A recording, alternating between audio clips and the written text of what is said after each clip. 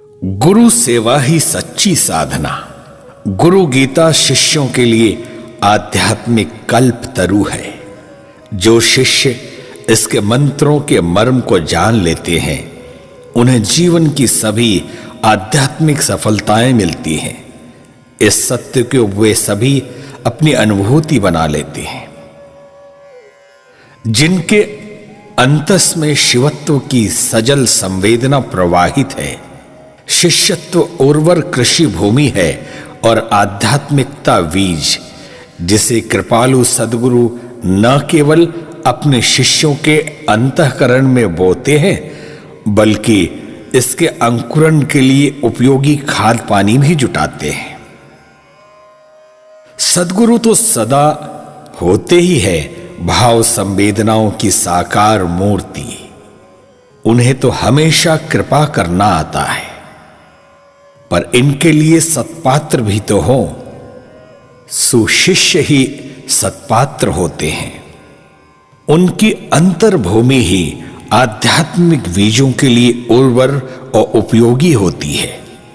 ये उपयोगिता और उत्कृष्टता तब और सघन हो जाती है जब उन्हें गुरु गीता की सघन आध्यात्मिक छांव प्राप्त हो। पूर्वोक्त मंत्रों में भगवान भोलेनाथ ने शिष्यों को चेताया है कि वे कभी भी किसी भी अवस्था में सद्गुरु की अवहेलना न करें। परिस्थितियां कुछ भी हो, पर वे अपने सद्गुरु के प्रति न केवल शिष्ट शालीन और विनम्र रहें, बल्कि भक्तिपूर्ण भी हो। गुरुदेव के हर कार्य का विशिष्ट अर्थ होता है। फिर यह कार्य ऊपरी तौर पर देखने से कितना भी निरर्थक क्यों न लगे, गुरु की अवहेलना करने वाला बुद्धिमान होने पर भी ब्रह्म राक्षस की तरह अभिशप्त हो जाता है। विश्व की सभी आध्यात्मिक शक्तियों के रुष्ट होने पर सद्गुरु त्राण लेते हैं, परंतु गुरुदेव के रुष्ट होने पर कोई त्राणदाता नहीं मिलता। भगवान महेश्वर इस कथा के अगले प्रकरण में कहते हैं, मंत्र राज मिदम देवी गुरुरित्यक्षद्वयम् स्मृति वेदार्थ वाक्येन गुरु साक्षात् परम पदम। श्रुति स्मृति अविज्ञाय केवलम गुरु सेवकाः ते वै सन्यासिनः प्रोक्ता इतरे वेशधारिणः नित्यं ब्रह्म निराकारं निर्गुणं बोध एत परम सर्व ब्रह्म निराभासं दीपो दीपांतरम यथा गुरोः कृपा प्रसादेन आत्मा रामं निरक्ष्येत अनेन गुरु मार्गेण स्वात्म ज्ञानम प्रवर्तते। गुरु ये दो अक्षर अपने में महामंत्र है। ये महामंत्र सभी मंत्रों का राजा है। सभी स्मृतियों एवं वेद वाक्यों का मर्म यही है कि गुरु ही स्वयं परम पद है। जो शिष्य अपने गुरुदेव की सेवा में तल्लीन है, वे भले ही श्रुतियों और स्मृतियों को न जानते हों, पर वे हैं सच्चे सन्यासी। इसके विपरीत जो गुरु सेवा से विमुख हैं, वे भले ही सन्यासी वेश धारण किए हुए हो, पर केवल निर्वेशधारी हैं। उनमें कोई आध्यात्मिक तत्व नहीं है। नित्य निराकार निर्गुण ब्रह्म का बोध केवल गुरु कृपा से मिलता है। जिस तरह दीप से दीप जलता है, उसी तरह से गुरुदेव शिष्य के अंतस में ब्रह्म ज्ञान की ज्योति जलाते हैं। शिष्य को चाहिए कि वो अपनी सद्गुरु कृपा की छांव में आत्म तत्व का चिंतन करे। ऐसा करते रहने पर गुरुदेव के द्वारा दिखाए मार्ग से स्वतः आत्मज्ञान हो जाएगा। भगवान शूलपाणी के इन बोध वचनों में ऐसा अलौकिक प्रकाश है जो शिष्यों के आध्यात्मिक पथ को प्रशस्त कर देता है। शिष्य के लिए गुरु सेवा साधना है। गुरु सेवा का अर्थ है गुरुदेव जो भी कहें, जैसा भी काम सौंपे, वैसा ही करना। कई बार गुरुदेव द्वारा कहे गए कार्य को बड़ी सांसारिक, लौकिक एवं सामाजिक रीति से आंकते हैं और ऐसा करते हुए वे भूल जाते हैं कि गुरुदेव तो संसार की सभी बातों से परे हैं। फिर भला वे सांसारिक कैसे हो सकते हैं? वे यदि शिष्य को कांटों भरी डगर से गुजारते हैं तो केवल इसलिए कि इससे उसका कल्याण होगा। उनके द्वारा दिए गए प्रत्येक कष्ट में भविष्य के अनेकों सुखद एहसास समाये होते हैं, पर इसे केवल वही समझ पाता जिसका हृदय भक्ति की भावनाओं से भरा। ऐसी भावनाएं जिसकी चेतना में अंकुरित है, वो जानता है गुरुदेव तो केवल अपनी ज्ञान ज्योति से शिष्य में ब्रह्म ज्ञान की परम ज्योति जला रहे हैं। इस संबंध में बड़ी प्यारी अनुभूति कथा है। यह कथा एक ऐसे शिष्य का है जिसके मन में तो उज्जवल विचार थे, पर जिसके संस्कार बड़े दूषित थे, जो अनचाहे और अनजाने में अनेकों वासनाओं से घिर जाता है। अनेकों प्रयत्नों के बावजूद जिसकी काम वासना शांत न होती थी, बड़ी दुखद स्थिति थी उसकी। इस गहरी पीड़ा में उसका कोई साझीदार न था।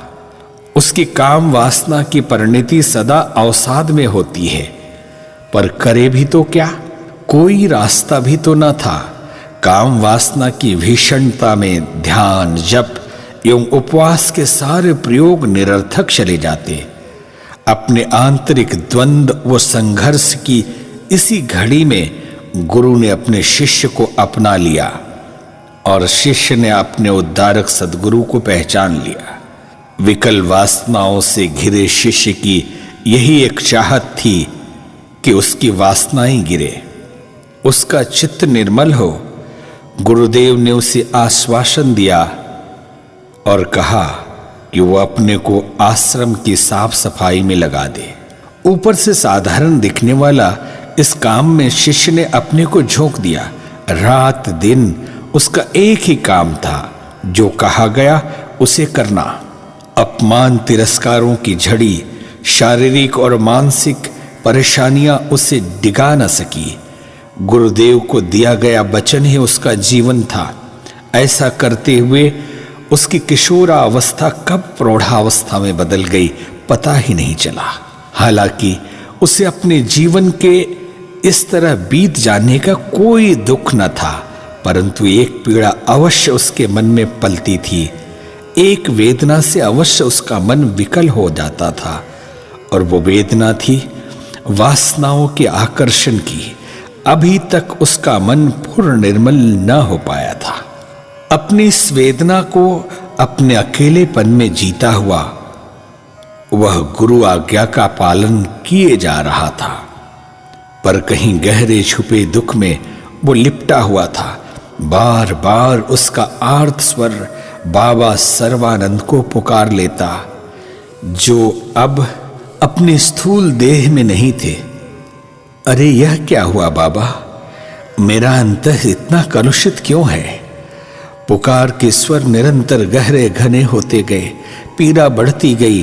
ये सघन पीड़ा ही उसकी प्रार्थना बन गई। अपने शिष्य की इस असह्य वेदना को भला कृपालु सद्गुरु कब तक सहन करते? एक दिन वो उसके ध्यान में प्रकट हो गए। बेचारा शिष्य बिलख बिलख कर रो पड़ा। उसके अंतः से यही भाव फूटे, गुरुदेव आपने जैसा कहा मैंने वही किया, फिर भी मेरी यह दुर्दशा क्यों है? उसकी भाव चेतना में उपस्थित बाबा सर्वानंद की सूक्ष्म चेतना स्पंदित हुई। वत्स, हम तुम्हारी पीड़ाओं से परिचित हैं। यह सच है कि तुम अभी पूर्ण परिष्कृत नहीं हुए हो, परंतु अपने परिष्कार की राह पर गतिशील हो। तुम्हारे इस वर्तमान जीवन और शरीर की कुछ सीमाएं हैं। तुम्हें यह जीवन एवं शरीर तुम्हारे विगत दुष्कर्मों के प्रायश्चित के लिए मिला है, और वही हो रहा है। प्रत्येक घड़ी, प्रत्येक पल में विभिन्न परिस्थितियों के द्वारा तुम्हारे चित्त को निर्मल बना रहा हूं। तुम्हारा सूक्ष्म शरीर भी जागृत होकर परिपक्व होने की दिशा में है। इसके संपूर्ण विकास के साथ ही तुम्हारी स्थूल देह नष्ट हो जाएगी, क्योंकि इस देह से उच्च स्तरीय आध्यात्मिक साधनाएं संभव नहीं है। ध्यान रहे, जो देह प्रायश्चित के लिए मिलती है वो अध्यात्म की उच्चतम कक्षा के लिए योग्य नहीं होती। उच्चतम साधनाओं का क्रम तुम अपनी सूक्ष्म चेतना द्वारा पूरा करोगे। अगले जीवन में इसमें और भी विकास होगा। बाबा सर्वानंद की इन बातों ने शिष्य को यह अनुभव करा दिया कि कृपालु गुरुदेव सदा अपने शिष्य का ध्यान रखते हैं। बस शिष्य उन्हें अपने भावों में अनुभव करता रहे।